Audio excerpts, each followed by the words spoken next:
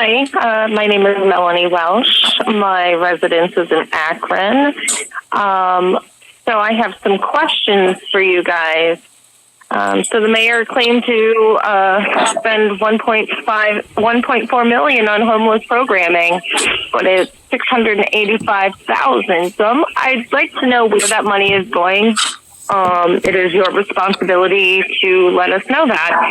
Also, emergency shelter was only used for 18 days. Why? Do you only care about the houseless community when people are watching? You think after 18 days, everything will blow over and you won't be held accountable? I want a little more explanation for that. Only $150,000 per year spent on homeless prevention, but you spend $100,000 per year operating cost plus rewards. Ridiculous. I'm just wondering what you are actually doing to help the community, not just, the ones you like, the taxpayers. This is a humanitarian issue, and I'm just wondering where you guys are. Thank you so much for turning off the comments on YouTube. I wonder if that was illegal. I will be checking in with your mayor. You're going to be held accountable for that one. Thanks so much for your time, and have a good day. Jody Grassgreen, 699 Weber Avenue, Akron. Preserves the Valley has completed an extensive and well-researched briefing for Tice Woods. It has been emailed to you.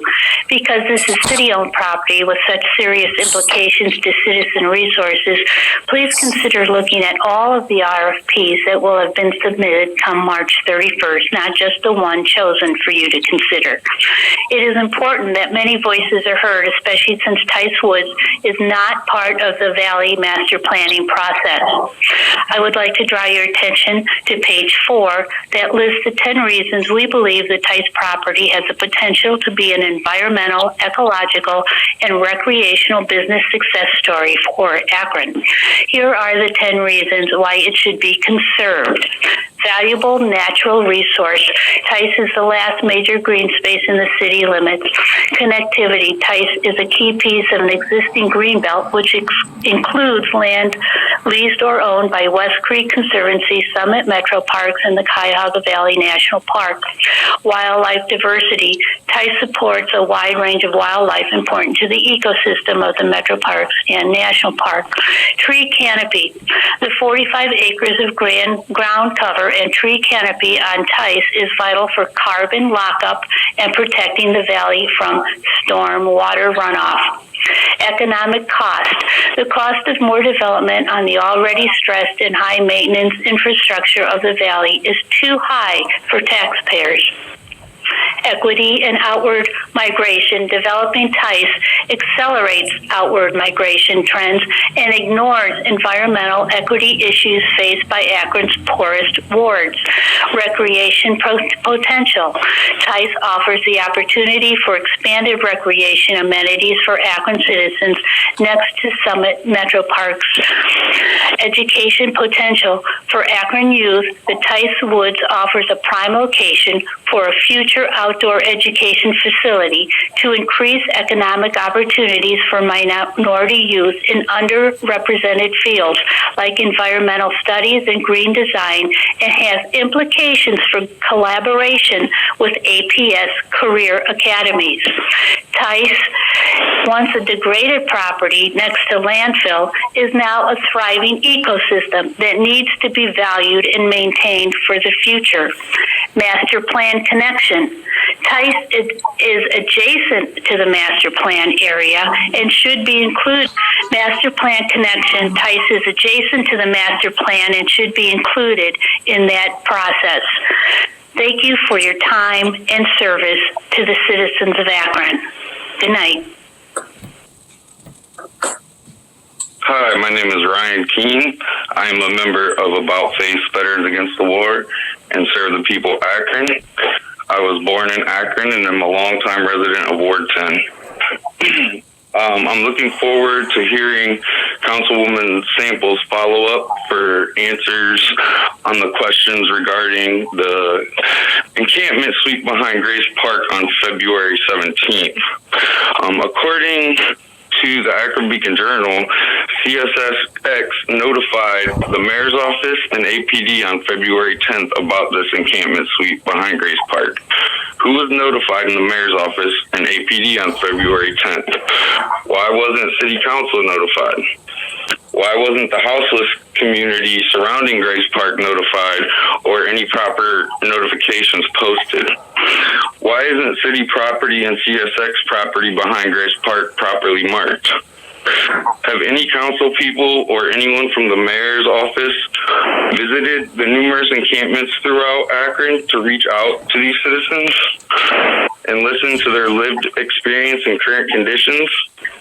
And why housing programming should not require 21 religious services a week, should not separate families, should not separate pets, and should not separate partners, and other outdated, archaic protocols.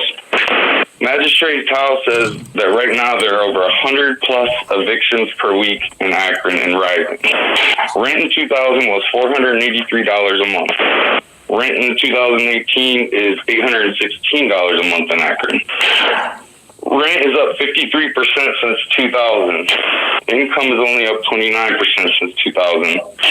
And yet the Neighborhood Assistance Committee of City Council always seems to be subject to call. I would also like to know why there's no public access to itemized budgets. As far as the houseless budget goes, the mayor claimed in the Akron Beacon Journal it was $1.4 million, when actually it was $1.085 million. And if you don't count $400,000 plus in grants for home repairs for elderly and disabled folks, then that brings it down to $685,000. Also recently in the Cleveland Plain Dealer, they did not mention, as reported, that the Akronite app will cost an annual operating budget of $100,000 on top of rewards. This has been downloaded 4,400 times. We only spend $150,000 on homeless. Hello, this is Sage Lewis. I'm at 15 Broad Street in Akron. I'm calling in regards to the murders that are endlessly happening here in Akron. I believe on Friday we've now reached our 15th murder, and I just want to know what the plan is. Is there a plan? What are we going to do about this? Because we're now well on our way to far surpassing the record-breaking murders we had last year. So I asked City Council to please consider something. An idea I had was reinstating a gun buyback program. I don't know the last time that we did that, but we've got to do something. We've got to try something, because this is just getting downright scary. Thank you very much.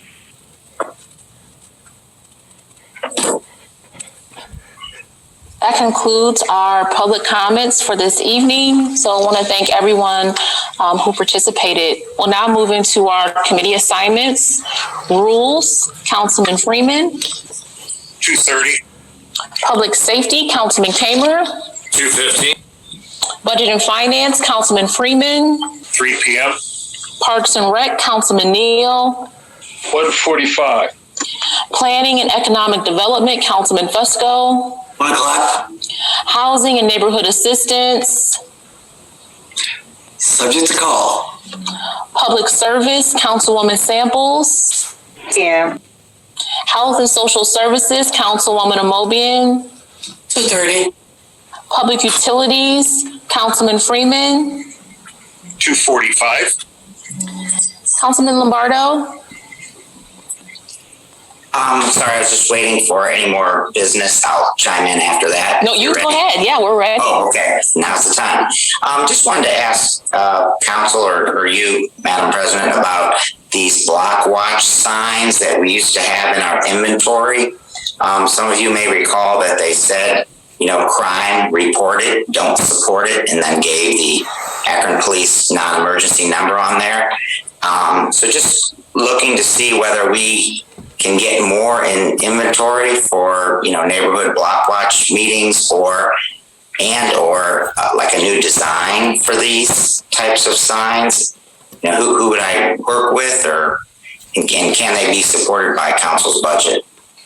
Thank you. Thank you so much, Councilman Lombardo. I'm going to ask that you work with Sarah on that. Sarah and Bob. Okay, thank you. Okay, thank you. Councilman Neal? Thank you, Madam Chair.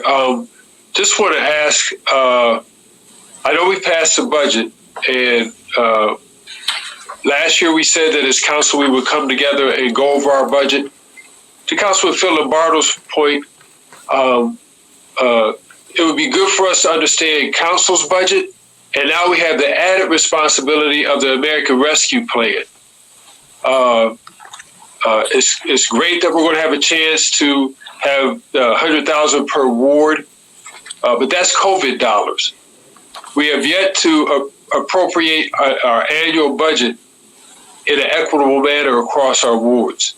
So I'd just like for us to if we could set a date on when we would look at council's budget and then look at how we have the opportunity. One of our responsibilities with the American Rescue Plan dollars is having a way to document and track them and keep our citizens engaged. And as I mentioned earlier this afternoon, our state representatives, Tavia Galansky, Minority Leader Sykes, and State Senator Vernon Sykes did a nice job showing how they engaged constituents, took questions over the state budget. Surely if they can do it with the state budget, we can do it with our local budget, and it will be a requirement of us with the American Rescue Plan dollars. We can't afford for these dollars to go into the general fund and try to track 173 or 153, whatever the number comes out to be. So I look forward to when we can come together and properly appropriate our dollars within council's budget. And I know, Madam President, you talked about, because we've got to look at how we're going to handle PR and engaging our constituents, but then also, like I said, having a collaborative, collective plan on how to engage, educate, and work together with our citizens and administration to track the American Rescue Plan dollars. Thank you. Thank you so much, Councilman Neal. Councilman Malik? Thank you, President Somerville. I just want to echo Councilman Neal's point. I think it's clear that the city will receive around $153 million, which is not that short of our whole general fund allocation for a year budget. And this, it's clear this is a once in a generation, type of investment that's going to come to the city. And so I obviously council will all need to be part of that discussion and, making priorities, but also it's so critical that the community has an input here and really has, discussion, because when we talk about housing, when we talk about safety, there's opportunity to really make significant investments in a way that, we just haven't been able to as a city for many years. And so I hope that we spend it, oftentimes the process is way more important than the outcome. And I think that's the case here. We all have to make sure that as many voices are at the table as possible, in my view. And as I think has been said before, budgets are moral documents. And when we have, the level of housing crisis in the city and the level of evictions, when we have the number of murders, right, we can do something over the next few months to really make an impact over the next 10 years, 20 years.